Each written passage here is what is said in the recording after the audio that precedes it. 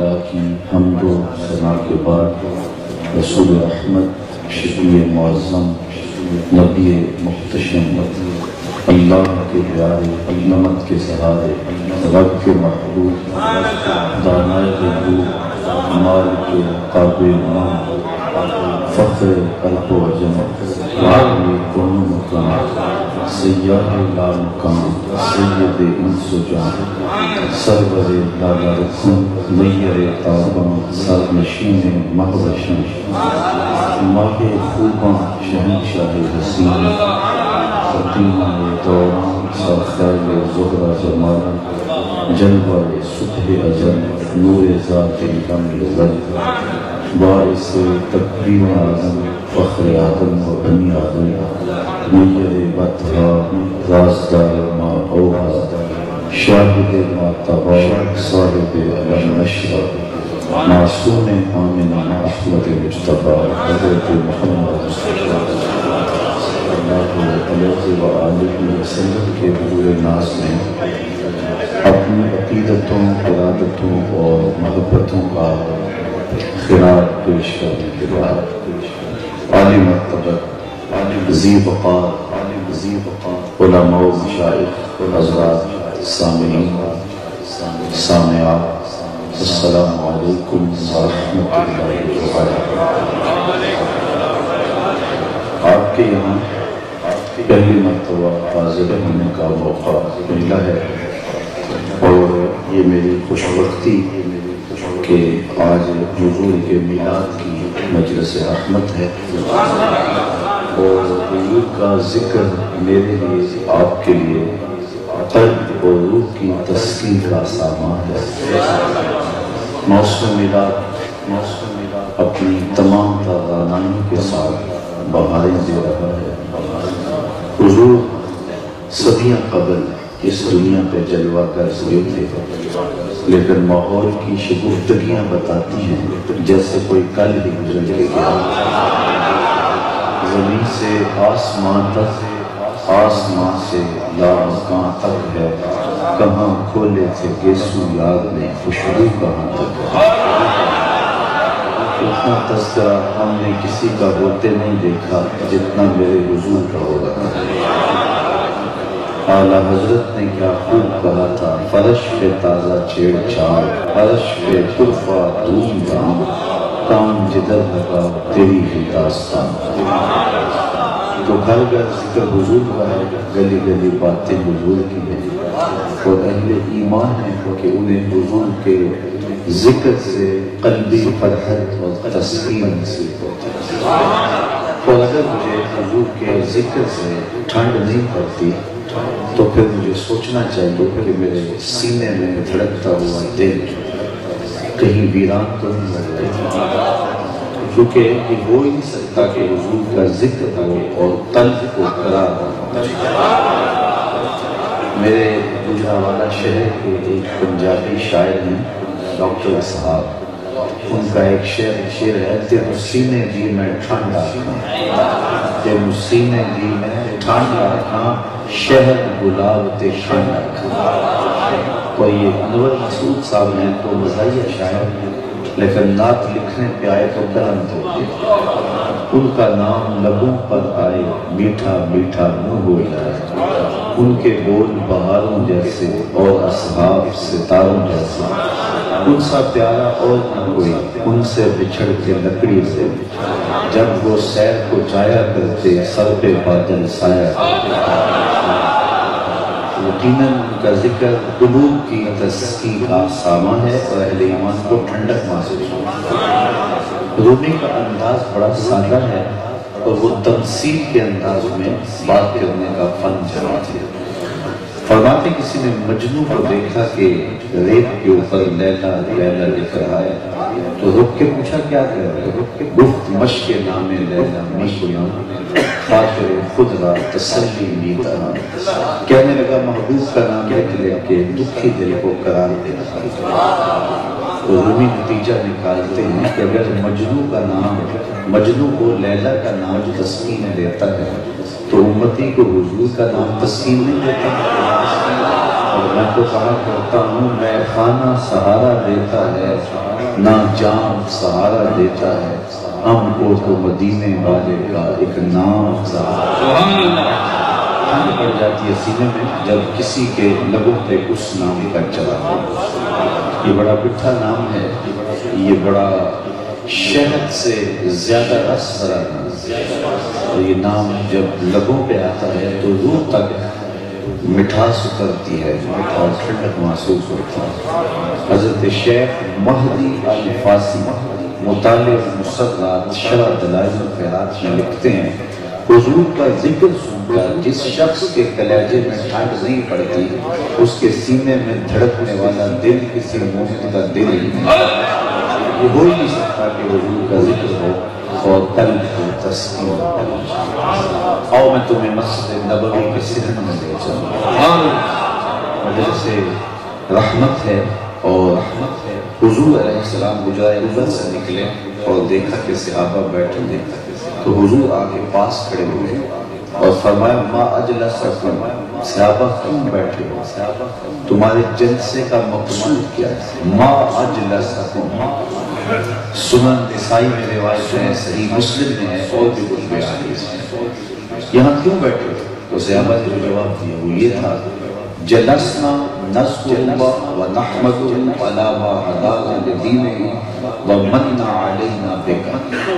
حضور ہمارے بیٹھنے کا مقصود یہ ہے کہ اللہ نے آپ کی صورت میں ہمارے اوپر جو احسان کیا ہے اس پر اللہ کا شکر ادا کیا۔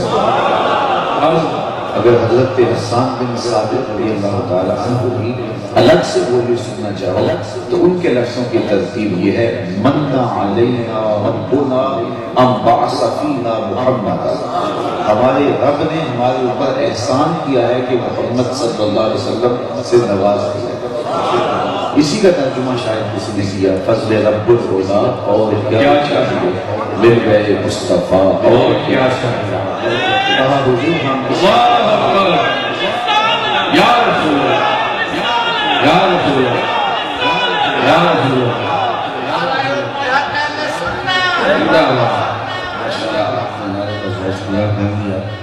اب یہ نعرے کا وقت بھی میرے کھاتے میں آ گیا، یہ دو باتیں زیادہ ہو جائے گی، یہ دو میری مجبوریاں ہیں۔ جب نعرہ آپ لگاتے ہیں تو مقصد تو ہوتا ہے کہ خطیب کو جوش دلائیں، لیکن آپ جتنا بھی نعرہ لے رہے ہیں میں اپنے اسی لہجے میں بات کروں گا تو میرا لہجہ ٹوٹ جاتا ہے، اور دوسرا یہ جب لوگ پھینکتے ہیں تو میری توجہ پٹ جاتی ہے، میں کمزور آدمی ہوں، میری روحانی قوت اتنی نہیں ہے کہ برستے لوٹوں میں میری لے تیز ہو جائے، بلکہ میری لے بدل ہو جاتی ہے۔ اقبال نے کہا تھا نظارے کے لیے جنبش لکھنا بھی حال ہے، نرگس کی آنکھ سے تجھے دیکھا مجھے یہی آپ سے توقع ہے کہ آپ توجہ سے میری بات سن لیں گے۔ میں بہت لمبا کتاب کرنے کا مزاج نہیں رکھتا، میرے منتظمین مجھے کہہ رہے تھے کہ آپ سوا گھنٹہ کھینچ کے لے جانا، لیکن میں نے ان سے معذرت کی۔ حضرت جابر بن سمرہ رضی اللہ تعالیٰ عنہ فرماتے كنت اصلی مع رسول اللہ صلی اللہ علیہ وسلم فکانت صلاتہ قصدا وخطبتہ قصدا، کہتے میں نے حضور کے پیچھے نماز پڑھی اور حضور کا خطبہ سنتا تھا۔ حضور نماز بھی زیادہ لمبی نہیں بناتے تھے اور خطبہ بھی زیادہ لمبا نہیں تھا، اس لیے میں زیادہ لمبی گفتگو آپ کے سامنے رکھنی نہیں ہے۔ اور دوسرا ہمارے مقررین آنے تقریر خود کرتے ہیں، آدھے مجمع سے کرواتے ہیں، میں ساری خود ہی کروں گا، صرف آپ کی توجہ چاہیے ہوگی، اثر کرے نہ کرے سکھ بولو میری فریاد، کرنے جنات کا طالب یہ بندہ یاد۔ تو بات کر رہا تھا کہ مسجد نبوی کا ماحول ہے اور حضور تشریف لائے، صحابہ بیٹھے ہوئے تھے، تو حضور نے کہا ما اجلسکم، کیوں بیٹھے ہوئے؟ تو انہوں نے کہا جلسنا نذکر اللہ ونحمدہ علی ما ہدانا لدینہ ومن علینا بک، حضور اللہ نے آپ کی صورت میں ہمارے اوپر جو احسان کیا اور ہدایت دین کی، اس پر اللہ کا شکریہ ادا کرنا۔ بات تو سادہ سی تھی، آپ سے تو پوچھے کیوں بیٹھے ہو، تو آپ کہیں گے حضور کے ذکر کے لیے بیٹھے، تو حضور سے عرض کی حضور ہم اس لیے بیٹھے۔ حضور نے فرمایا کیا اس بات پہ قسم دے سکتے ہو کسی نے بیٹھے؟ انہیں حیرت تو نہیں ہوئی، لیکن ادب سے برجستہ عرض کی حضور ہم اللہ کی قسم اٹھاتے ہیں ہم اسی کام کے لیے بیٹھے ہیں، ہمارے بیٹھنے کا کوئی اور مقصود نہیں ہے۔ تو حضور نے ان سے باقاعدہ قسم لی اور انہوں نے باقاعدہ قسم دی، تو جب ان سے قسم وصول کر لی ان کے چہروں پہ پھیلی ہوئی حیرت تو حضور نے دیکھی۔ اب اس حیرت کو دور کرتے ہوئے فرمایا میں تم سے جو قسم دی ہے یہ کسی تہمت کی بنیاد پر نہیں، تمہارے قول کی صداقت بارے مجھے کوئی شک نہیں تھا کہ میں نے قسم سے تصدیق چاہیے، بلکہ ماجرا کچھ اور تھا، اور وہ یہ کہ تم یہاں بیٹھے تھے میں حجرے میں تھا، اتانی جبریل علیہ السلام فاخبرنی ان اللہ یباہی بکم ملائکہ، میں حجرے میں تھا کہ میرے پاس جبریل امین حاضر خدمت ہوئے اور انہوں نے مجھے آ کے بتایا محبوب آپ کے صحابہ کے اس عمل پر اللہ فرشتوں میں ناز کر رہا ہے، یہ وہ عمل ہے جس پر رب فرشتوں میں فخر کرتا ہے۔ تو دیکھو میں ان کو نعمت دی تھی کتنے قدردان نکلے کہ یہ اس نعمت کا شکریہ ادا کر دیں، تو اللہ کی رحمتوں سے میں یہ توقع رکھوں گا کہ اللہ ہماری مجلس کو قبول فرمائے اور فرشتوں سے کہے دیکھو صدیاں بیت گئے اور یہ دیار کفر میں بیٹھ کر میرے محبوب کے نام کا جھنڈا اٹھائے ہوئے، یہ چیز میری اور آپ کی بخشش کی ضمانت ہے۔ باقی جہاں تک حضور کی صورت میں انعام خداوندی ہوا اس کا حق ادا کرنے کی بات ہے تو ساری زندگی بھی محفل میلاد میں گزارتے ہیں، ہنس کے شکر کر دیا۔ ہمارے بدن پہ اتنے بال نہیں ہیں جتنے رسول اللہ کے ساتھ ہیں، ہمارا ایک ایک بال قرض رسالت میں چکرا، خدا شناسی تو بڑی بات ہے، ہم خود شناس بھی نہ ہوتے ہمیں اپنی ذات سے بھی آگہی نہ ہوتی اگر حضور جلوہ کرتے۔ کیا انسان کی تقدس ماں پیشانی پتھروں کے چرنوں میں رسوانی ہوتی رہی، انسان نے درختوں کو، اجرام فلکیہ کو، اشراط الارض کو، مزار فطرت کو، چوپایوں کو، کس کو اپنا معبود نہیں سمجھا۔ انسان کی تاریخ تو اتنی شرمناک ہے، یہ مچھلی پکڑنے کے لیے کانٹے کے ساتھ جو کیچوا لگایا جاتا ہے اسی زمانے میں یہ بھی انسان کا معبود ہے۔ بچھوؤں کو، سانپوں کو، اشراط الارض کو اور کیڑوں مکوڑوں کو اس کے انسان کا چلتی ہواؤں کو، بہتے پانیوں کو اور جلتی آگ کو یہ سجدہ ریز رہا ہے۔ اس میں اپنی پیشانی کا تقدس کہاں کہاں پامال نہیں، اسے پتہ ہی نہیں تھا کہ یہ ساری کائنات تو میرے لیے والذی خلق لکم ما فی الارض جميعا، جو کچھ زمین میں ہے سب کچھ انسان تیرے لیے پیدا، یہ درخت اس لیے پیدا کیے گئے تھے کہ انسان کو آکسیجن فراہم کرے، اس کو چھاؤں دے، اس کو پھل دے، اس کے ایندھن کے کام آئیں، اس کو معبود سمجھا۔ یہ چاند سورج ستارے اس کی راہوں میں روشنی ڈالنے کی، اس کے ذوق کی نظر کی تسکین کے لیے پیدا کیے گئے، یہ ان کو معبود سمجھا۔ یہ جانور اس کی سواری کے لیے، بال سرداری کے لیے، دودھ اور گوشت کی ضروریات پورا کرنے کے لیے پیدا کیے گئے، یہ ان کو معبود سمجھا۔ یہ تو میرے حضور آئے ہیں، انہوں نے آ کے انسان کو بتایا صاحب یہ تیرے معبود نہیں ہے، نوکر ہے۔ اچھا چاند کو پوچھتا ہے یہ دیکھ پوری اٹھتی ہے، یہ ٹکڑے ہو کے قدموں میں، سورج کو پوچھتا ہے یہ دیکھ ہاتھ اٹھتی ہے، وہ بھاگتا ہوا سب کے وقت پہ، ان درختوں کو پوچھتا ہے جا میں نہیں کیوں کہہ دے تمہیں اللہ کا رسول بلا دیا، ان پتھروں کو پوچھتا ہے دیکھ مٹھی ابو جہل کی ہے، پتھر کلمے محمد عربی کے پڑھے۔ اب انسان کی آنکھ کھلی کہ میں کہوں جو نوکر تھے میں ان کو معبود سمجھ کر رہا ہوں۔ اب اس کی ٹونی بدل گئی، لہجے بدل گئی، اب کہتا ہے فرشتہ کہنے سے میری توقیر ہے، میں مسجود ملائک ہوں، مجھے انسان ہے، کہتا خبردار مجھے فرشتہ کا ایسے بھی میری عزت میں فرق ہے، کیونکہ فرشتوں کی پیشانی بھی تو میرے پیشانی۔ اب اسے سمجھ آئی ستاروں سے آگے جہاں اور بھی، اب اسے پتا چلا پرے ہے چل کے یہ فام سے منزل گزر پاتی، ستارے جس کی گرد رحمت کا کارواں کانپتا ہے دل تیرا، اندیشہ طوفان سے کیا، نا خدا تو بحر نہ کشتی بھی تو سال بھی تو، دیکھ آ کر اونچائے جا کے گرے پاں جائے، کیس تو لیلا بھی تو سہرا بھی تو محبت بھی تو، بھائی ناکامی کہ تو محتاج ساتھی ہو گیا، میں بھی تو بینا بھی تو مستی بھی تو حاصل بھی تو، آہ کس کی جستجو آوارہ رکھتی ہے تجھے، راہ تو رہو بھی تو رہبر بھی تو منزل بھی تو، بے خبر تو جوہرے آئینہ ایام ہے، تو زمانے میں خدا کا آخری پیغام۔ اب انسان کی آنکھیں کھلی، اسے سمجھ آئے گی، اب اس کی ٹون دیکھنے والی، اس کا لیکچر دیکھنے والی، تو ذات کا شعور ملا اسی چوکھٹ سے، اور جن کو یہ چوکھٹ نہیں ملی وہ آگے بڑھ گئے۔ پی ایچ ڈی ڈاکٹر ہے اور بہت کیا ہاتھ جوڑے، اس کا علم، اس کی ڈگری، اس کا فہم و ادراک اس کو نہیں پتا ہے کہ اپنے بدن پہ بیٹھی مکھی کو اڑا نہیں سکے، میری ضروریات کا کفیل بیچ ہو سکتا ہے، لیکن ہاتھ جوڑ رہا ہے۔ M B B S doctor ہے، گائے کے پیشاب کو تبرک سے اس کی طب نے نہیں بتایا کہ اس میں کتنے جراثیم ہیں،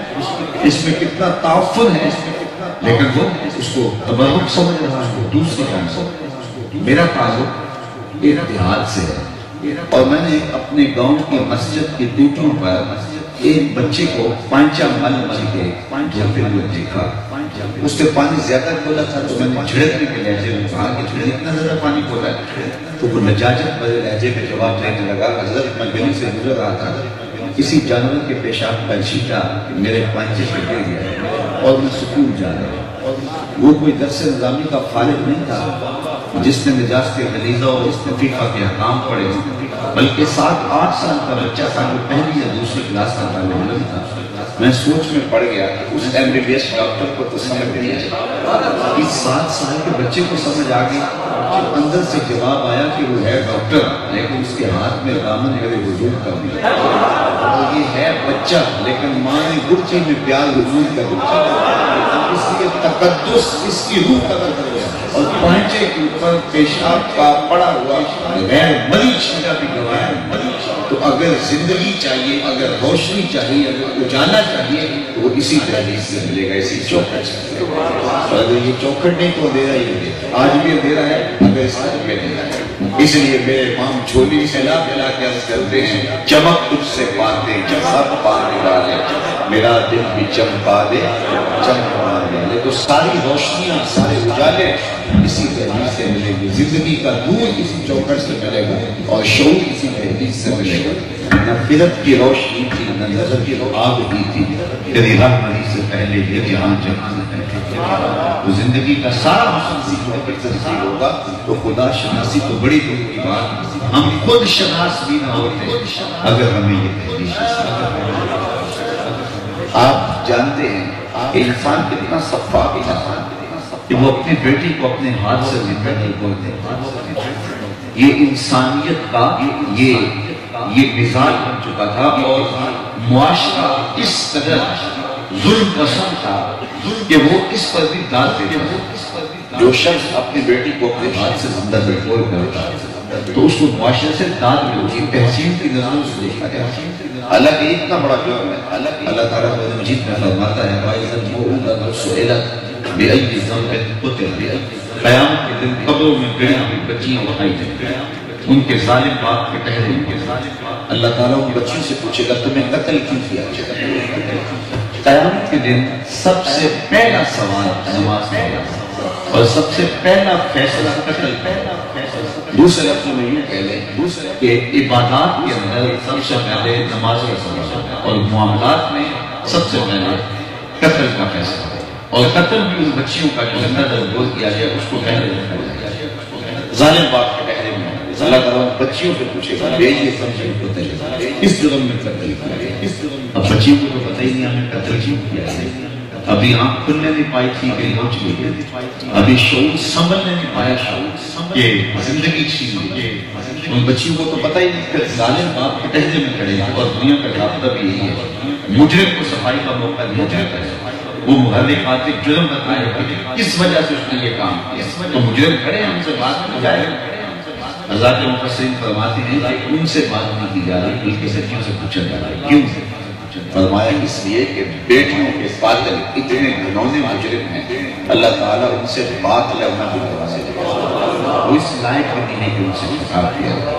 تو بیٹیوں کو زندہ درگور کر کے جس زمانے میں فخر کیا جاتا تھا، ایک حدیث آپ نے بار بار سنی ہوگا، لیکن ذرا اس زاویے سے اس کو سمجھنے کی کوشش کی کہ جب بیٹیاں زندہ درگور کر کے باپ فخر کرتا تھا، میرے حضور کی آواز آتی ہے، میری بیٹی میری ذکر کرتے ہیں۔ یہ صرف کلمہ محبت نہیں ہے، یہ کلمہ جہاد ہی ہے۔ جب بیٹیاں زندہ درگور ہوتی ہیں اور اس پر باپ فخر کرتا ہے، اس دور میں حضور کی آواز کہ میری بیٹی میرے جگر کا ٹکڑا ہے، تو یہ دنیا کو بتایا کہ بیٹیاں کس میں کام ہے۔ آج بیٹیوں کی جتنی عزت ہے یہ صدقہ ہے میلاد والے رسول۔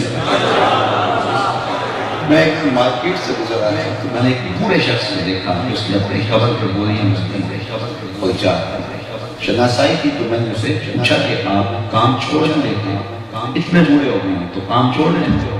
تو اس کی آنکھوں میں نمی آ گئی اور اس کا لہجہ آج تک ہو چکا ہے۔ اس نے ایسے بھی اٹھائی اور کہنے لگا حضرت میری ایک بیٹی رہتی ہے جس کی میں نے ابھی شادی کری۔ تو میں حیرت میں ڈوب گیا، میں نے کہا یہ باپ کو قتل کرتا تھا، آج یہ جھکی ہوئی کمل پر گولیاں لال کے مزدوری کرتا ہے، یہ بھائی کو کاٹ دیتا تھا کل میرا کوئی بہنوئی نہ کہلائے، اور آج یہ فیکٹری میں اوور ٹائم لگا رہا ہے کہ میں نے بہن کو ہاتھ بھی لے کر پردیش کی سختیاں کاٹ رہا ہے کہ میں نے بیٹیوں کی شادی کرنی ہے، میں نے بہنوں کا نکاح کرنا ہے، تو یہ تو کاٹتے ہیں، ان کے سینے میں پیار کس نے دے دیا؟ تو جواب ایک ہی آئے گا میلاد والے رسول۔ اب کوئی اس بیٹی کو کہے کہ کوئی حضور کا میلاد نہ منایا کر، میرے پاس مدینے میں موجود ہے، تو وہ بیٹی کہے گی کیوں دوسری جانے کا ہے، مجھے تو زندگی کا حسن اس چوکٹ سے نصیب ہے، مجھے تو جینے کا حق اس رسول نے دیا ہے، میں تو جیوں گی تو اس نبی کے لیے، مروں گی تو اس نبی کے لیے، میری تو ساری زندگی رسول اللہ کے ساتھ ہے۔ تو زندگی کا جتنا بھی حسن جہاں بھی ہے وہ اس دہلیز کی ہے، اس چوکٹ کی ہے۔ بہن بھی کاٹ دی جاتی تھی، کل بھی میرے اور آپ کے آقا مولا نے لوگوں کے سامنے بہن کے بیٹوں کے سامنے، آپ جانتے ہیں کہ رسول علیہ السلام جب پیدا ہوئے تو جو رہی تھی، جب پیدا ہوئے حضور کا کوئی حقیقی بھائی نہیں ہے، کوئی حقیقی بہن نہیں ہے، لیکن جب قبیلہ بنو سعد میں حضور گئے تو وہاں حضرت حلیمہ صاحب کی ایک بیٹی تھی حضرت شیمہ، تو وہ حضور علیہ السلام تو وہ لے کر کے بنو سعد کے میدان میں آتی، وہ جو دیہاتوں سے تعلق رکھتے ہیں وہ میری بات کو ذرا زیادہ سمجھیں گے، لیکن جو شہر سے تعلق رکھتے ہیں ان کے لیے مشکل نہیں ہوگا۔ ہمارے دیہاتوں میں کلچر یہ ہوتا ہے کہ جب شام کے وقت عورتیں کھانا پکانے میں مصروف ہوتی ہیں تو بہنیں اپنے ویروں کو اٹھا کے، بہنیں بھائیوں کو اٹھا کر کے باہر کھلے میدان میں لے آتی ہیں، اور ہر بہن کا مزاج یہ ہوتا ہے کہ میرے ویر سے سونا زمانے میں کوئی، وہ ایک مفکر کا قول ہے کہ خوبصورتی دیکھنے والے کی آنکھ ہوتی ہے، اور باقاعدہ مناظرے ہم نے بہت پڑھنے سنے، جس کے بھائی کا رنگ سانولا ہو، ان نقوش ٹھیک ہو تو وہ کہتی ہے کہ حسن کا تعلق نقوش سے، میرے بھائی کے نقوش بڑے تیکھے لہذا میرا بھائی سونا، اور جس کے بھائی کا رنگ سونا وہ کہتی ہے رنگ نہیں کچھ بھی نہیں ہے لہذا میرا بھائی سونا۔ مناظرے ہوتے اسی طرح بنو سعد کے میدان میں ہر بہن اپنا ویر اٹھا کے لے آتی اور ہر کہتی کہ میرا ویر سونا ہے، میرا ویر سونا ہے، اتنے میں حضرت شیمہ اپنے ویر کو مضبوط اور وہاں میدان لگا ہوتا اور بہنیں اپنے اپنے ویروں کی تعریف کر رہی ہوتی، حضرت شیمہ جب آتی نا قبل اس سے کہ یہ کوئی بولتی اور اپنے ویر کے بارے میں کچھ کہتی تو یہ اتنا ہی کہتی ہے کہ میرا ویر بھی آ گیا، تو وہ کہتی نہیں شیمہ تیرے ویر کا مقابلہ نہیں، تو جب ساری حضرت شیمہ کے ویر کی تعریف کرتی تو ابن ہشام نے سیرت نبویہ میں لکھا ہے جو سیرت کی پہلی کتاب ہے، حضرت شیمہ کے حضور کو سینے سے چمٹا لیا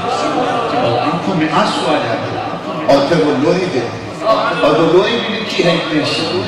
وہ لکھتی ربنا ابن لنا محمد حتی اراه یافعا و امرا، اے میرے رب میرے ویر محمد کو سلام ہے، انشاءاللہ اسے نظر نہ لگے، شاید یہ بچوں کا سردار ہے کل بڑوں کا بھی سردار ہے۔ اللہ اکبر۔ حضرت شیخ محقق نے لکھا ہے اور لوگوں نے بھی لکھا ہے، سیرت نگاروں نے اس واقعہ کو بیان کیا ہے کہ اللہ نے شیمہ کو وہ دن دے دیا، وہ گھڑیاں نصیب ہیں ان کو دیکھ لیں کہ لمحے ملے، حضرت شیمہ کا نکاح ہو گیا، جو ہے وہ قبیلے میں چلی گئی اور حضور بھی مکے سے ہجرت کر کے مدینہ تشریف لے گئے، جس قبیلے میں حضرت شیمہ کا نکاح ہوا تھا اس قبیلے کے ساتھ مسلمانوں کی لڑائی، اللہ نے کو فتح دی، اللہ کامیابی دی، تو جب مسلمانوں نے کامیابی حاصل کر لی تو جو قبیلے کے جو افتار شدہ لوگ تھے ان کو چھڑانے کے لیے ان کے سردار قبیلے کے گھروں میں جا کے فنڈ اکٹھا کر رہے تھے کہ اپنے قبیلے کے لوگ فدیہ دے کے چھڑائیں گے، چلتے چلتے شیمہ کے گھر اور جا کے ان کو کہا تھا تم بھی اپنا حصہ دو، حضرت شیمہ نے پوچھا اس بات کا انہوں نے کہا کہ ہماری لڑائی ہوئی ہے، اتنے بندے گرفتار ہیں، ان کو چھڑانا ہے، دوران گفتگو کسی کی زبان پہ نام حضور کا آ گیا، تو حضرت شیما نے جب سنا کہا شہر تو اس نے تمہارے بندے پکڑے کہا پھر چندہ اکٹھا نہ کرنا کیوں کہا مجھے لے گا تم کیا کرے کہا تمہارے بندے پہ آ کے کہا تم کیسے کہا تم نہیں جانتے وہ میرا ویر ہے وہ میرا بھائی ہے اور پھر حضرت شیما قوم کے سرداروں نے حضور کے پاس آتی ہے خیمہ یہودی میں یہ مدنی دور تھا ادب کی آیتیں اتر چکی تھی وہ وقت گزر گیا جب لوگ ادب بناتے اب حکم کا خبردار اب میرے نبی کے لہجے سے آوازیں سنیں گے یہاں آؤ یہاں تو محبتوں اور عقیدتوں کے سانچے میں ڈھل کے حاضر ہونا ہوگا اب حضرت شیما قوم کے سرداروں کو لے کر کے حاضر خدمت ہوئی اور جو ہی حضرت شیما داخل ہوئی تو صحابہ ننگی تلواروں سے پیرا دے رہے تھے میں توجہ چاہوں گا تو ننگی تلواروں سے پیرا دے رہے تھے تو حضرت شیما آگے گزرنے لگی تو جزاک اللہ میں چلوں حضرت شیما گزرنے لگی تو کسی نے راستہ روک دیا کیا دیہاتی عورت رک جا ٹھہر جاتی جانتی نہیں رہا تو بغیر حضرت کی جبریل بھی نہیں جاتا تم کون حضرت شیما کے جب راستہ روکا لفظ نہیں حضرت شیما نے تلواروں کو چھٹک کے پیچھے کرتے ہوئے خلو سبیلی وعلم انا اخت نبیکم یہ چھوڑ دو میں تمہارے نبی کی باجی لگتی اس کی بات سننے کی دیر تھی کہ تلواریں کم ہو گئی اور آنکھوں پر پلکوں کی چلمنے آ راستہ چھوڑ دیا گیا حضور کے خیمہ نوری میں حضرت شیما داخل حضور نے دیکھا پہچان نہیں اٹھ کے کھڑے ہوئے اور میں بہن کدھر آئی ہوں کہا حضور آپ کے لوگوں نے ہمارے بندے پکڑے ہیں چھڑانے حضور نے مسکرا کے کہا اچھا ہوا ملنے آ گئی لیکن اگر تم پیغام بھی بھیج دیتی میں تمہارے لوگ چھوڑ دیتا اور پھر حضور نے چند جوڑے حضرت شیما کو دیے یا ویر کے دروازے پہ بہنے آئے کہ ویر خانے کو بھیجا گیا تو حضور نے بہت کچھ عطا دیا اور پھر رخصت کرنے کے لیے آئے مجمع سے آپ منتظر تھا حضور کا فرمایا لوگوں میں کیدیوں کو چھوڑا کرتا ہوں تم سے مشورہ کیا کرتا آج پہلا موقع ہے تم سے مشورہ بھی نہیں کیا کہتے بھی چھوڑ دیا حضور جو چاہیں آپ کریں لیکن وجہ بتائیے فرمایا میری دہلیز پہ میری ہمشیرہ آ گئی تو دنیا کے سامنے بیٹی اور بہن کے مقام کو رکھا رواج کرتا ہے حضور نے فرمایا جو دو بیٹیاں یا دو بہنیں اللہ کی رضا کے لیے ان کی پرورش کر کے رضا الہی کے لیے نکاح کر دے قیامت کے دن اس طرح میرے بیٹے ہوگا جس کا دو بلیاں ہیں ایک شخص نے اس کی حضور اگر کسی کے پاس دو بہنیں یا دو بیٹیاں نہ ہو ایک ہو حضور اس کے لیے بھی روٹی بتا دی تو کہاں بیٹیاں زندہ سے دو نہ ہوئی اور کہاں ایک بیٹی والا آرزو کر رہے کاش کہ میری بیٹی ہے ایک نے میرے پاس دو بیٹی تو آج گھروں میں بیٹیاں ہوتی ہیں تو باپ اور بیٹیوں کو دیکھ کے کتنی تسلیم پاتے اور بیٹیاں کس قدر رحمت تجزیہ ہوتی ہیں گھر بھرا بھرا لگتا ہے جب چینوں کی طرح بیٹیاں آنگن میں چہک رہی ہوتی ہیں تو ان بیٹیوں کو زندہ کھول کر دیا جاتا تھا کہ یہ کیوں پیدا ہو گئی اور باپ جو ہے وہ کہتا تھا اپنی بیوی سے کہ تو نے کیوں ان کو جنم دیا اس سے سانپ کو جنم دیا ہوتا تو اچھا ہوتا لیکن آج عزتیں اور آج وقار جو کچھ بھی ہے یہ حضور کا دیا ہوا ہے بلکہ تاریخ عرب پڑھیں وہ سکی ماں کے ساتھ سے سلوک اچھا نہیں ہے سو دیدی ماں کو کہتے میں بڑھتی تھی عباس کے میلے میں سکی ماں کو نو لیکن میرے حضور آئے تو جب ان کو کھینچ کے ماں کے کرنے نکل گئے یہی کوئی جنت ہے یہی کوئی دوست ہے بلکہ امام غزالی نے لکھا ہے کہ ایک نیکی ایسی ہے جس کا صلہ دنیا میں تو آخرت میں تو ملتا ہی ملتا ہے دنیا میں بھی ضرور ملتا ہے اور وہ ماں باپ کی فرمان اور ایک برائی ایسی ہے اور اس کی سزا آخرت میں بھی ہے دنیا میں بھی ضرور ہے اور وہ ہے والدین کی نافرمانی نشان لگا لو شخص پہ جو والدین کا گستاخ ساری زندگی آپ اس کو رسوا ہوتے دیکھو اور شخص پر بھی نشان لگا اس کے والدین کا فرما بردار اس کی پگڑی کا قلب کبھی نیچا ہونے نہیں دیکھا تو والدین کے لیے تقریم کے جذبات سینوں میں پہنے بلکہ حضور خود ایک دن مسجد نبی میں تشریف لائے مدنی دور تھا باحد نظر صحابہ تھے یوں ہی حضور مسلح پہ تشریف آئے حضور سے دیکھا تو صحابہ ادب سے کہے بس یہ منظر دیکھا تو آنکھیں چھلکنے لگی اور پھر حضور نے روتے ہوئے کہا الحابل الفتاوی کے میرے نام سے لکھنے لگا ہے حضور نے کہا لو ادرکتو والدی او احدہما کاش آج میرے ماں باپ سے انسان نے دکھوں کا دور دیکھا اور بعد میں خوشحالی آ جائے تو انسان آرزو کرتا ہے کہ آج پہ میرے ماں باپ ہوتے تو میرے آنکھوں میں بچوں کی بہاریں دیکھتے، مجھے عزت ملی ہے، دولت ملی ہے، شہرت ملی ہے، اس کو دیکھتے تو کتنا خوش ہوتے۔ اور آپ جانتے ہیں جب حضور پیدا ہوئے تھے تو باپ کا سایہ سب پہ نہیں،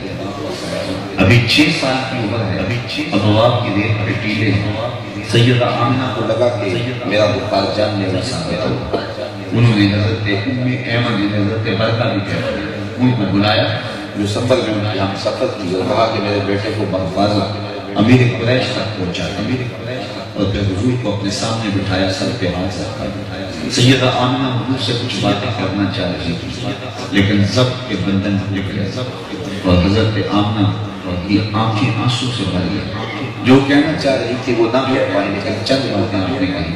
جو ابن شام نے دیکھی۔ حضور کے سر پہ ہاتھ رکھا، سیدہ آمنہ نے کہا بیٹا ہر نئی چیز میں قرآن کا حال نہیں، اور ہر باقی نے فنا ہوا، میں بھی جاری ہوں ذکر باپ و بنذر دوبرا، لیکن میرا ذکر نہیں مٹے گا، اس لیے کہ تیرے جیسا ستھرا بیٹا چھوڑ گیا۔ جن ماؤں کے بیٹے اتنے اچھے ہوں، ماؤں کا ذکر نہیں جاتا۔ یہ آخری لفظ ہے سیدہ آمنہ کے، یہ ساتھ ہی آپ کی روح پرواز کر جاتی ہے۔ حضور ماں سے لپٹ گئے کہ امی آپ آگے بولتی نہیں، لیکن خاموش ہو گیا تھا چرمن کو۔ اب ماں کی وہی تدفین، اب وہ بھی کیا سکتا تھا؟ آج جب حضور بات کر رہے ہیں مدینے میں، تب ماں کا انتقال ہوتا تھا، رشتے جنت سے دور لے کے آتے کتنے صحابہ جنازے میں، لیکن 6 سال کی عمر ہے، وادی ابوا کے ٹیلے، مسافرت، تنہائی، قبر میں دفن کیا، چھوٹے چھوٹے ٹکڑے پتھر پہ قبر پہ رکھ دیے۔ وہ کسی شاعر نے کہا تھا تجھے 3 پھولوں میں ہم کفن دیں، تو جدا ہی ایسے موسم جدا، جب درختوں کے ہاتھ پھول سے خالی کے ہاتھ۔ سیدہ آمنہ کی تدفین کی اور حضور علیہ السلام میں احمد کے ساتھ لپٹ کے بیٹھ گئے، اور پھر مکہ المکرمہ پہنچے۔ جب حضرت عبد المطلب کو بتایا گیا کہ ہماری رسول سے انتقال کر گئی تو وہ ہوئے اور حضور علیہ السلام کو جو ہے وہ اپنی آغوش میں لیا کہ پہلے باپ کا سایہ نہیں تھا، اب ماں کا سایہ لٹ گیا،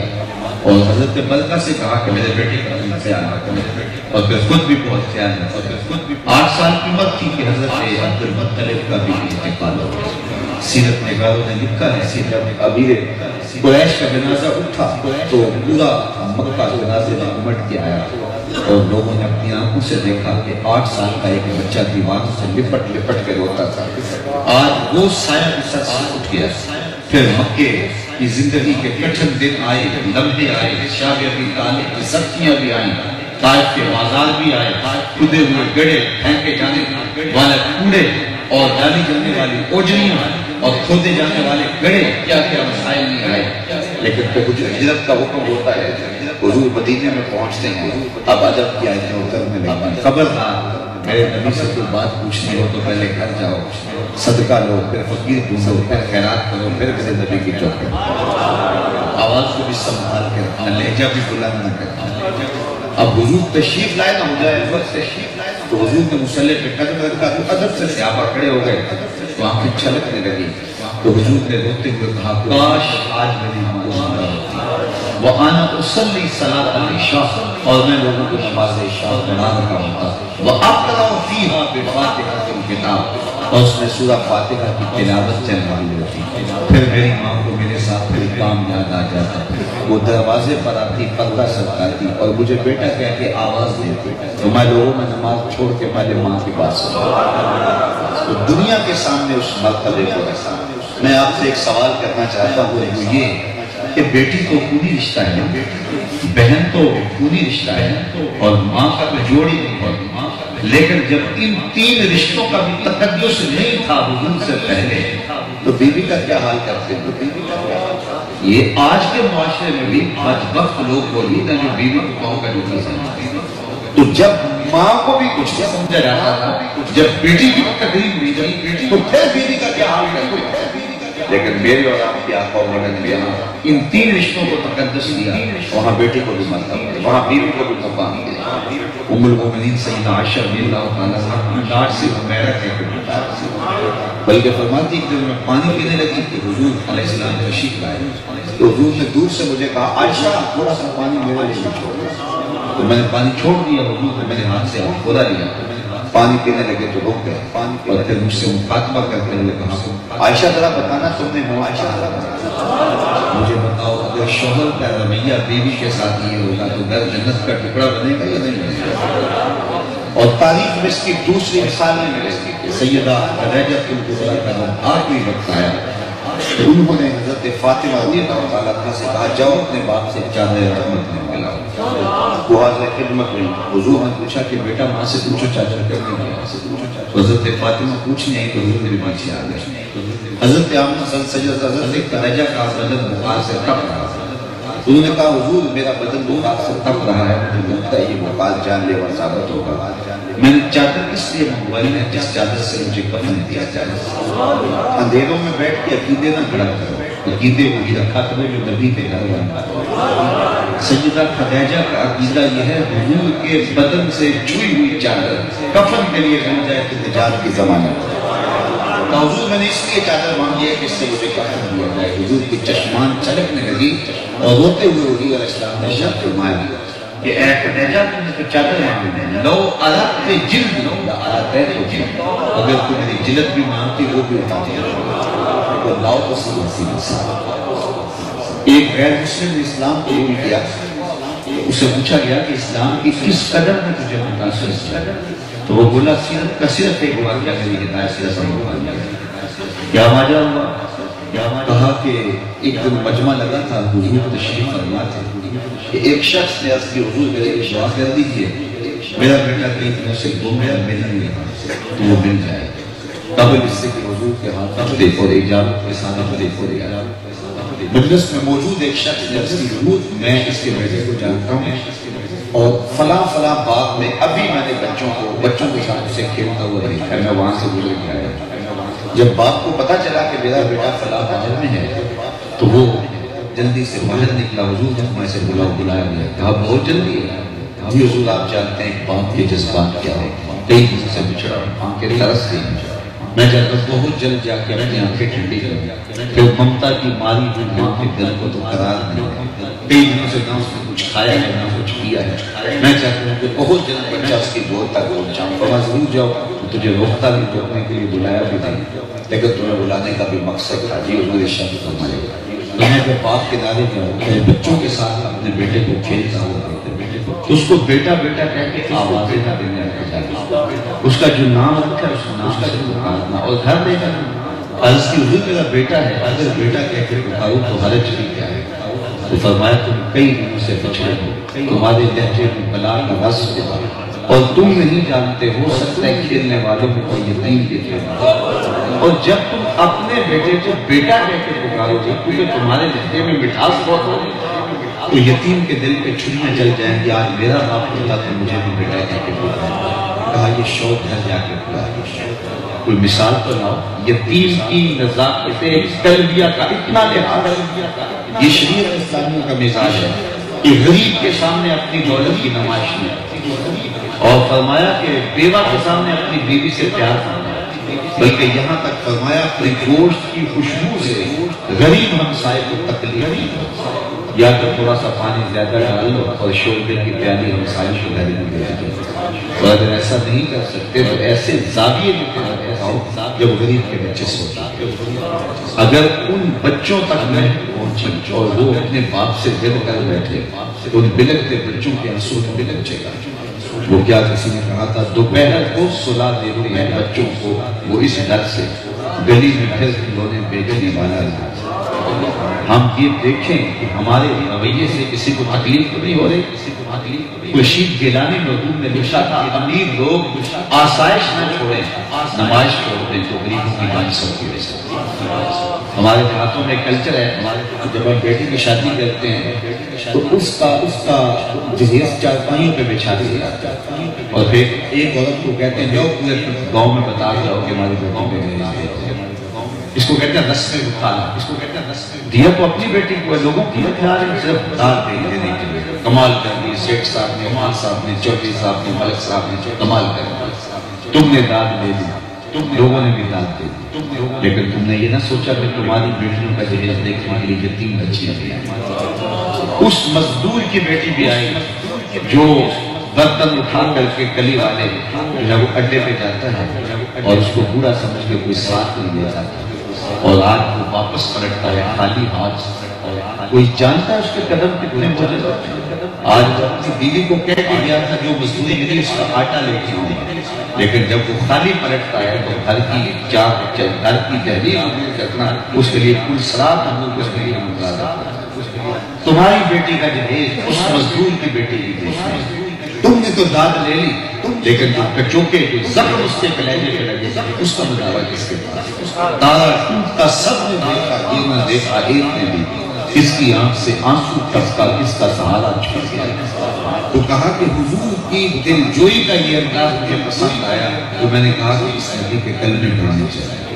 اس نبی کی سیرت کو اختیار کرنا چاہیے۔ تو حضور نبی رحمت صلی اللہ علیہ وسلم نے معاشرے کے ان طبقوں کو عزت دی جنہیں کوئی پوچھتا نہیں۔ مدینہ رسول میں ایک خاتون تھی جس کا توازن عقلی ٹھیک نہیں تھا، اور لوگ اس کو ایک دیکھ کے راستہ بدل دیتے تھے۔ جب وہ باتیں شروع کرتے تھے چھوڑتی باتیں۔ ایک دن حضور تشریف فرما تھے تو اس نے حضور کو اشارے سے بلایا، آقا کریم اس کی بات سننے کے لیے مسلح سے اس کے دروازے پہ چلے۔ یہ ہمارا اسٹیٹس ہوتا ہے، اور ہم جو ہے وہ تو کسی کو ہاتھ نہیں لگانے دو، کسی کو اور عجیب و غریب بالخصوص جو بادشاہ میں محراب و ممبر اور پیران اعظام ہیں ان کا کچھ اسٹائل عجیب ہو گیا۔ حضور سے بڑا اسٹیٹس کس کا؟ حضور اس کی بات سننے کے لیے دروازے سے چلا گیا۔ تو اس نے کہا جی میں آپ سے کوئی بات نہیں کرنی ہے، تمہارے گھروں کہاں نہیں کرنی، کہاں کرنی ہے؟ کہا کہ آپ باہر آ جائیں، میں باہر کروں۔ حضور باہر چلے گئے، کڑک تھی ادب کا منصب، تو اس نے حضور کو کھڑا کر دیا۔ وہ سنار صحابہ کو بڑا غصہ آ رہا صحابہ کو، لیکن کہہ کچھ نہیں سکتے تھے، حضور خود ہی سنا سکتے۔ اللہ اکبر۔ اچھا ایک تو عورت کی باتیں مرد کی نسبت زیادہ ہوتی ہیں تو اس کا توازن ایک لیے میں ٹھیک نہیں ہوتا، پھر سننے کے لیے حضور تو پھر کون بات مختصر ہو؟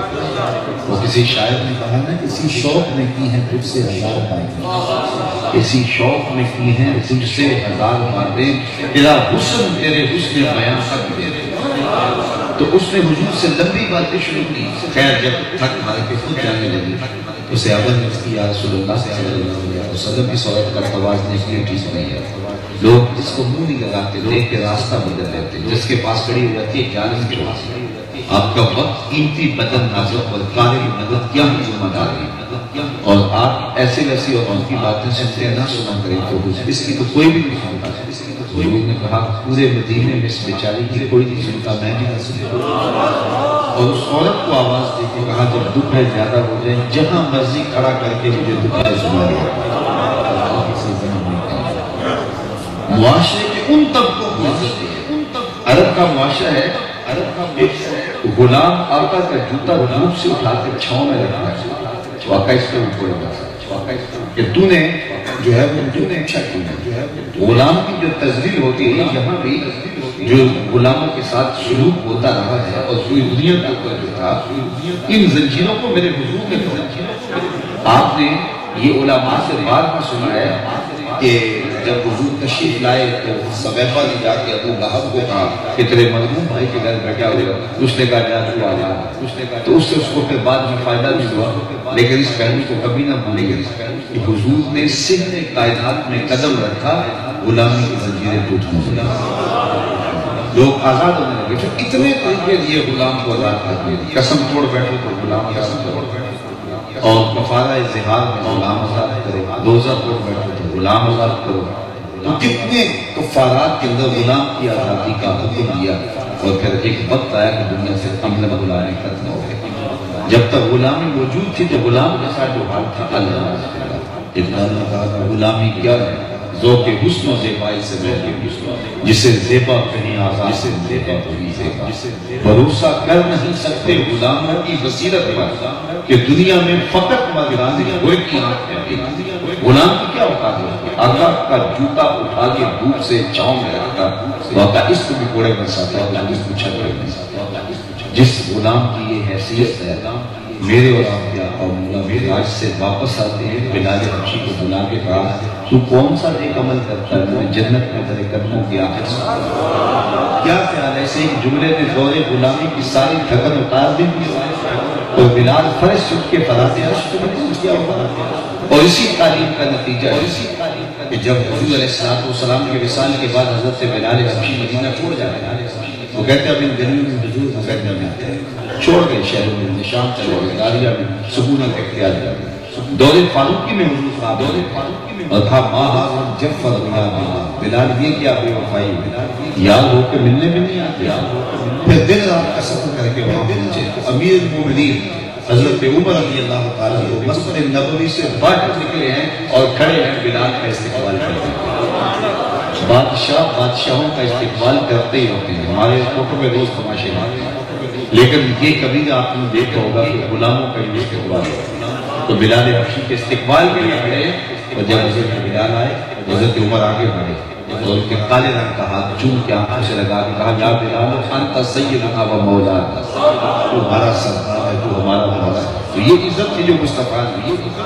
فتح مکہ کے دن حضور کا ردیف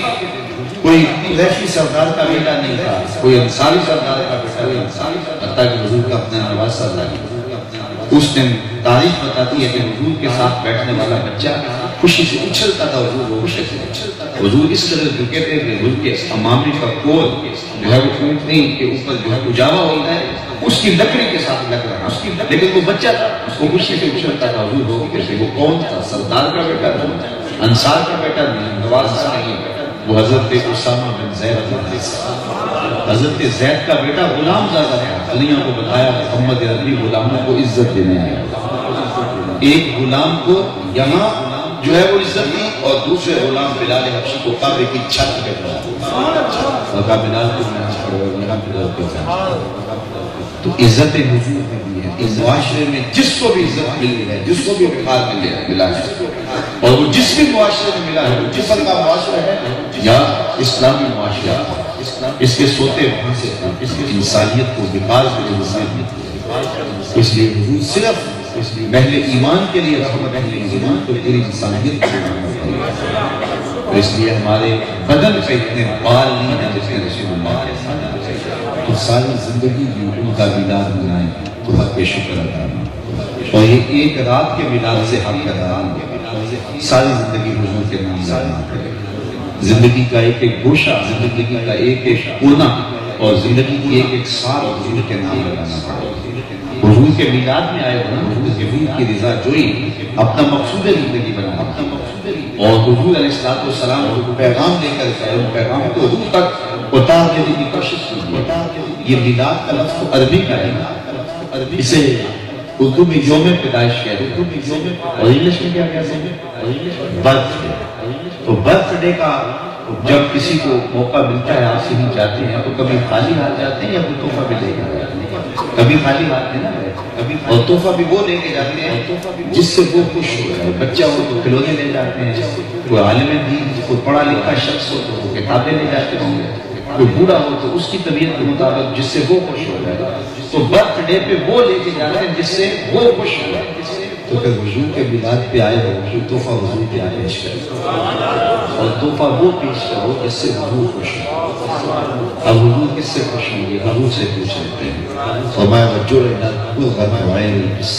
میری آنکھوں کی ٹھنڈک نماز میں رکھیے.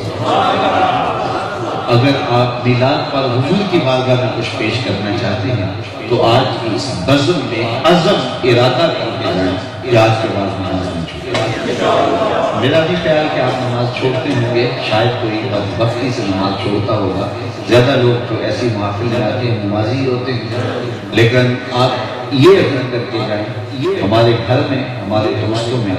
کوئی بھی نماز نہیں دے گا. اس زور سے اس انداز سے ہم لوگوں کو دعوت دیں گے اور اپنے بچوں کو اس کا خوگر بنائیں گے کہ وہ اللہ کے حضور سجدہ ریزی مزاج زندگی بنائے. کبھی بھی جو ہے وہ نماز ترک کرنے کا سوچیں گے. اور نماز ایک ایسی عبادت ہے کہ جس کا حکم ایک بار نہیں، قرآن و حدیث کے اندر تقریباً 750 مرتبہ ایک بار کہہ دینا رب کے لیے کافی ہے. لیکن یہ اس کی شفقت ہے کہ بار بار تاکید کر کے ہمیں اپنے حضور صلی اللہ علیہ وسلم کا حکم دیتا ہے۔ اور مجھے بتاؤ کتنا بدبخت ہے وہ شخص کہ صبح جب چڑیاں بھی رب کی تسبیح بولی ہیں،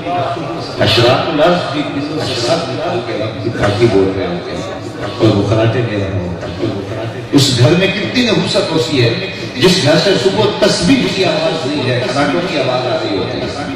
اور کتنے خوش نصیب ہیں وہ لوگ جن کے مرد مسجدوں میں جاتے ہیں اور اپنے گھروں میں مصلے بچھاتے ہیں۔ حضرت سلمان فارسی اور حضرت عثمان رضی اللہ تعالیٰ عنہ، یہ حضرت عثمان بن عفان کے علاوہ کوئی اور نہیں، وہ کہتے ہیں کہ ہم اکٹھے سفر پہ جا رہے ہیں تو راستے میں ایک درخت آیا، پت جھڑ کا موسم تھا، خزاں کا موسم تھا، تو پتے زر ہوئے تھے۔ حضرت سلمان فارسی آگے بڑھے تو شاخ کو پکڑا اور وہ جھٹکا دیا، جتنے پتے تھے گر گئے۔ حضرت عثمان اس منظر کو دیکھ کر ہے، حضرت سلمان نے کہا عثمان تو نے مجھے پوچھا نہیں کہ میں نے ایسا کیوں کیا؟ انہوں نے کہا حضرت آپ بتا دیں آپ نے ایسا کیوں کیا؟ کہا ایک دن میں حضور کے ساتھ سفر تھا تو ایسے بھی راستے میں ایک درخت آیا جس کے پتے زرد تھے، حضور آگے بڑھے اور شاخ پکڑی اور جنبش کی، سارے پتے جھڑ گئے۔ میں اس منظر کو دیکھ کے معذور ہو رہا تھا، حضور نے مجھے مخاطبہ کرتے ہوئے فرمایا سلمان تو نے مجھے پوچھا نہیں کہ میں نے ایسا کیوں کیا؟ تو میں نے حضور آپ بتا دیں آپ نے ایسا کیوں کیا؟ ہمارے سلمان جس طرح نماز پڑھنا اور اس درخت پر کوئی پتا نہیں رہا، جب بندہ نماز کے لیے کھڑا ہو جاتا ہے ایسے سارے گناہ جڑ جاتا ہے، بندہ ستھرا ہو جاتا ہے، اس کا من بھی پاک ہو جاتا ہے اور اس کا ظاہر بھی، اس کا بات اس کا پاک ہو جاتا ہے۔ میرے بزرگ فرماتے ہیں آج کسی کو کہنا کہ نماز پڑھنے چلے تو اس کا پہلا بہانہ یہ ہوتا ہے میرے کپڑے پاک نہیں، یہ بہانہ میں لگا لیتے ہیں مجھے جال نہیں آتا۔ تو میرے بزرگ فرمایا کرتے تھے ارادہ پکا ہو تو نیند نہیں آتی، تم کہتے ہو جال نہیں آتی، میں کہتا ہوں نیند نہیں آتی۔ تو ایک بزرگ ہمارے تھے وہ فرمایا کرتے تھے رات سونے سے قبل 5 انگلیاں تو گر لیا کرو اور 5 نمازیں پڑھو۔ تو آج کی اس مجلس بیدار میں کیا ہم یہ عزم کر کے اٹھ سکتے ہیں کہ آج کے بعد ہمارا سجدہ قرار ہوگا اور اپنے اہل خانہ کو اتنے زور سے تبلیغ کریں گے، اتنی محبت سے تبلیغ کریں گے، اتنی خوبصورتی اور دلجوئی سے ان کی رغبت بنائیں گے کہ ہمارے گھر کے ماحول میں، ہمارے دوستوں کے ماحول میں کوئی بے نیازی نہیں رہے گا۔ باقی علامہ اقبال کے سارے فلسفے بان چوڑے تو جو جوس نکلتا ہے، رس نکلتا ہے، وہ یہ ہے کہ محمد سے وفا تو ہے تو ہم تیرے ہیں، یہ جہاں چیز ہے کیا لوح قلم تیرے ہیں۔ اقبال کہتا ہے حضور سے وفا کر لو پھر قلم بھی تمہیں پکڑا دے گا، تختی بھی تمہیں پکڑا دے گا، جو لکھنا ہوا لکھ لینا، جو تیری تقدیر کے فیصلے کہیں اور نہیں ہوں گے بلکہ خدا بندے سے خود پوچھے گا بتا تیری رضا کیا ہے۔ لیکن شرط یہ ہے کہ وفا کا رشتہ حضور کے ساتھ مستحکم ہونا چاہیے، مضبوط ہونا چاہیے۔ اپنے عقیدوں کی حفاظت کرو، اپنے عمل کی حفاظت کرو، رسول کریم کے ساتھ تعلق کے خاطر کبھی بھی کمزور نہ ہونے پائے، اور محبت رسولی اثاثہ اور سرمایہ ہے۔ حضور کا میلاد مناؤ، حضور کے ذکر کی خوشیاں مناؤ اور آقا کریم علیہ السلام کے نام اور حضور کے تذکار کی خوشبو میں اپنے مشان ہستی کو معطل کرو، لیکن کبھی یہ بھولنا نہیں چاہیے حضور جو پیغام دے کر آئے وہ پیغام ہماری دنیا اور آخرت کی بہتری کی ضمانت ہے۔ محمد سے وفا کی محمد